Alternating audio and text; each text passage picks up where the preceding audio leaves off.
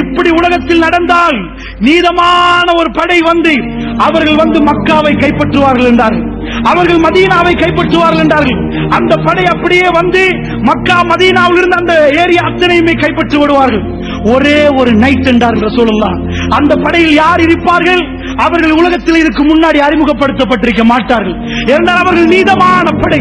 ரசூலுல்லாஹ் அந்த படைக்கு இந்த பேர் அந்த பேர் இந்த பேர் என்று வைக்கவில்லை, அதில் நீதமான படை என்றார்கள், மிக நேர்மையான படை என்றார்கள்.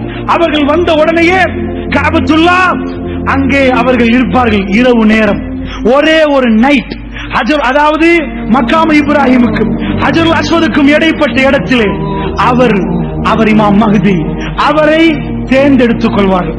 அல்லாஹ்வுடைய நல்லடியார்களே, இந்த படை அவர்கள் வருவார்கள். எப்ப வருவார்கள் தெரியுமா? இவர்கள் வந்த உடனே மதீனா ஹை செக்யூரிட்டி ஜோன், மதீனாவிலே இருந்து தான் படைகள் உலகம் எங்கும் அனுப்பப்படும். ரசூலுல்லாஹ் அதுக்கு வைத்த பேர் என்ன தெரியுமா? மதீனாவில் இருந்து அந்த படை அனுப்பப்படுகிற நேரம் மிக பவர்ஃபுல்லான ஒரு படை. ரசூல் ஸல்லல்லாஹு அலைஹி வஸல்லம் பயன்படுத்துற வார்த்தை, உலகத்திலேயே அதிகமான பலமான படை இந்த படை என்றார் ரசூலுல்லாஹ். இந்த பூமியிலே பலமான படை மதீனாவில் இருந்து வெளியே வரும் என்றார்கள். வேற பேர் வைக்கவில்லை ரசூலுல்லாஹ். பலமான படை, நீதமான படை. அந்த பலமான படை எங்க போகும் தெரியுமா? ரோமர்கள் வந்து, கிறிஸ்தவர்கள் வந்து இஸ்தான்புல், கான்ஸ்டான்டினோப்பிள், துருக்கியுடைய தலைநகரத்தை இறங்கி கையிலே பிடித்துக் கொண்டிருப்பார்கள்.